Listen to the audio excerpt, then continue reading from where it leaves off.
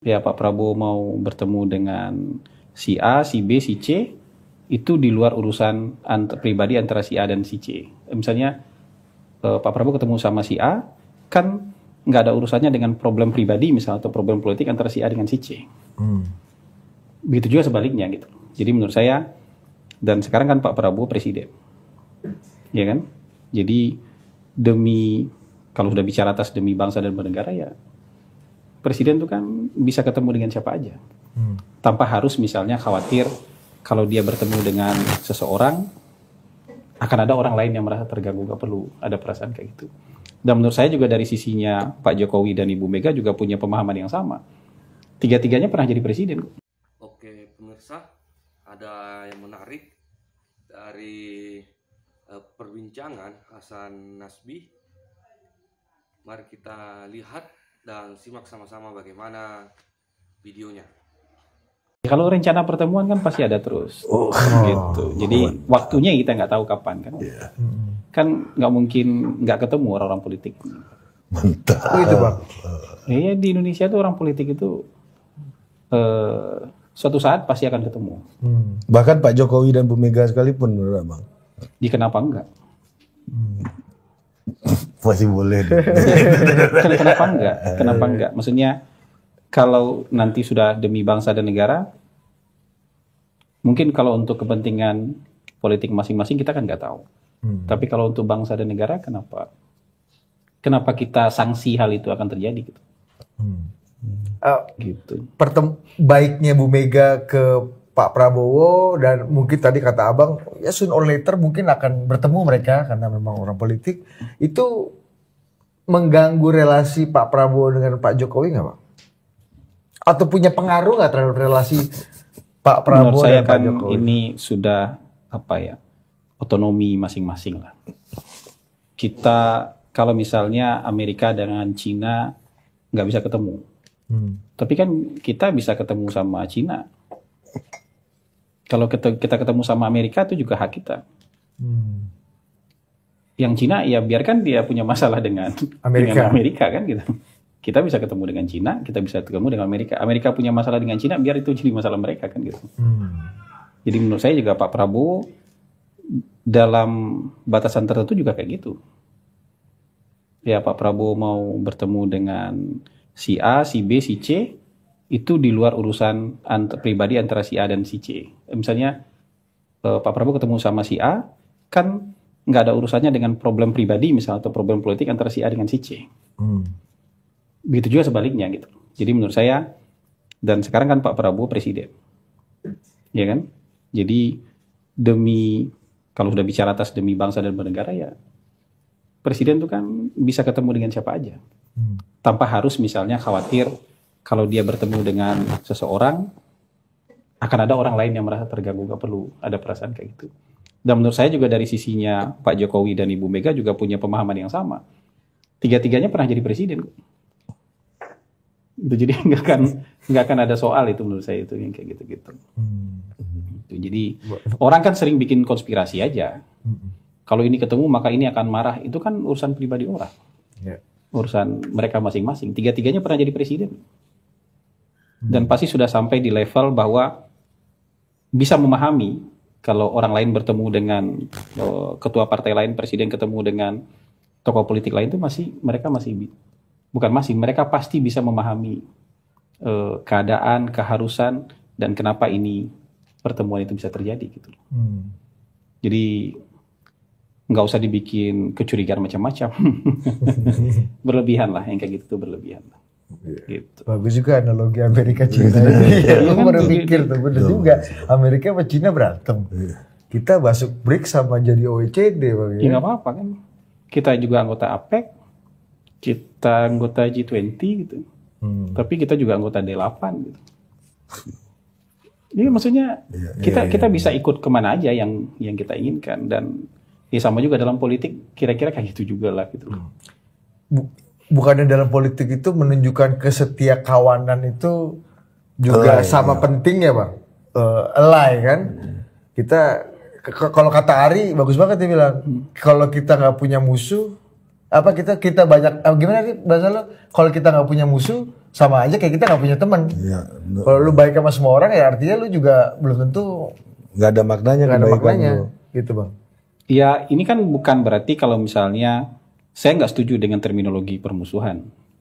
Tapi karena bersama dalam pemerintahan atau enggak itu mungkin bisa jadi ada orang yang memposisikan diri di luar pemerintahan, ada orang yang bersama di dalam pemerintahan. Tapi kan lagi-lagi itu yang saya bilang dalam politik itu fleksibilitas itu termasuk juga perasaan-perasaan itu kan nggak bisa dibawa kaku. Caimin Menko loh sekarang. Iya. Iya benar. Maksudnya? Iya. Penantangnya Pak Prabowo Iya, ya. Menko kok sekarang gitu. Jadi yang kayak gitu-gitu kan contoh-contohnya sudah banyak gitu. Kenapa kita harus meributkan? Sudah ada contohnya kok. Iya. Dulu Jadi kayak gitu-gitu. Pak Jokowi sama Pak Prabowo dulu kan ya bang ya. Iya, Pak Jokowi dengan Pak Prabowo 2 kali berlawanan. Habis itu Pak Prabowo jadi Menteri Pertahanan, habis itu Pak Jokowi mendukung Pak Prabowo jadi presiden. Nah ini perjalanan politik kan memang seperti itu gitu. Dan nggak harus dibikin jadi sesuatu yang apa? Oh ini dapat dilihat dengan sudut pandang begini. Memang politiknya begitu. Nature-nya politik begitu menurut saya. Iya. Gitu. Kalau ada hipotesa juga bang bahwa kian baiknya hubungan Pak Prabowo dengan Bu Mega yang semakin diekspresikan di publik lah gitu ya. Itu At least oleh Bu Mega itu oleh Bu Mega ya, Terakhir, ya. terakhir. Dan abang juga kan mengekspresikan juga yang baik kan bahwa ini nggak ada masalah. Media juga mengungkapkan itu. Itu juga ada trade off politik hukum yang berkonsekuensi pada posisi Sekjen PDI gitu dalam kasus hukum ini. Kan orang jadi bener-bener bang, wah ini trade off-nya begitu dipuji, ada rencana baikan, kok yang ini idle gitu. Apa yang menimpa Sekjen? Kalau itu saya menggunakan hak untuk tidak mau ikut campur dalam urusan hukum ini. Ya itu pasti. Ya jadi kita pisahkan saja bahwa dalam politik itu perlu dibangun komunikasi, itu harus. Bahwa dalam politik berbangsa dan bernegara kita butuh stabilitas supaya roda pembangunan ini bisa bergerak lebih cepat. Itu juga sebuah keniscayaan. Nah komunikasi ini kan lebih ke membangun stabilitas politik. Supaya juga roda pembangunan apa yang ingin dicapai oleh pemerintah itu bisa berjalan lebih baik. Saya cukup sampai di situ saja. Jadi kalau ada orang yang mau menghubung-hubungkan dengan hal-hal yang lain, biarkan orang lain yang mencoba menganalisis sampai ke sana gitu. Karena takutnya gitu. Takutnya itu kan juga bisa dihubung-hubungkan. Banyak hal yang bisa dihubung-hubungkan nih dalam politik itu. Tapi kita lebih baik bicara kepada hal yang sifatnya yang prinsip-prinsip aja, yang betul-betul bisa dibaca aja. Yang betul-betul bisa Kalau dibaca itu aja. sumir lah itu bang ya. Proteksi politik untuk kasus hukum itu kan sumir kali bang. Nah ini kan berteori kita membuktikannya susah gitu. Berteori. Cuma ramenya kayak gitu bang. Iya kan? Ya banyak hal yang rame ya. Banyak hal yang rame itu kadang-kadang justru kenapa itu rame? Karena itu sumir tadi itu. Karena membuat orang bisa membuat konspirasi macam-macam, makanya jadi rame. Jadi yang sudah jelas-jelas ini jadi kelihatan nggak rame. Kenapa? Karena memang sudah jelas. Nggak ada lagi yang bisa dibaca nih kalau sudah jelas itu. Makanya ya tapi dalam politik begitu. Itu masuknya DFK juga tuh bang berarti. DFK apa? Kemungkinan besar akan jadi DFK. Itu. DFK apa? Disinformasi, fitnah, kebencian. Kemungkinan besar itu bisa mengarah ke DFK yang kayak gitu. Jadi saya nggak melarang orang berteori, berspekulasi. Tapi kalau yang dari saya tentu yang jelas-jelas aja lah gitu. Yang pasti-pasti aja kalau mau dijawab. Kalau kita ikut berteori, masa kantor kepresidenan berteori? Tapi bahwa presiden itu memang punya sifat dan keinginan untuk merangkul, itu beliau nyatakan. Itu beliau clear, nyatakan itu bisa disimpulkan gitu bang. Bahkan misalnya kalau tidak harus masuk ke dalam juga, tapi komunikasi kebersamaan itu menurut saya itu penting. Lagi-lagi tadi itu membangun stabilitas politik itu kadang-kadang itu nggak harus semuanya masuk juga. Tapi dengan komunikasi yang baik, ada saling mengerti ya antar kekuatan-kekuatan politik itu juga bisa untuk membangun stabilitas politik. Jadi yang keluar nanti itu misalnya dari orang yang memutuskan untuk tidak bersama pemerintah misalnya dalam pemerintahan. Dia bukan menyandung, bukan menghalangi, tapi mengkritik untuk memperbaiki. Kan yang terjadi sekarang di DPR, coba teman-teman lihat. DPR sekarang galak-galak. Maksudnya kritis-kritis gitu. Detail itu. Kalau RDP itu dengan kejaksaan, dengan kementerian tajam-tajam.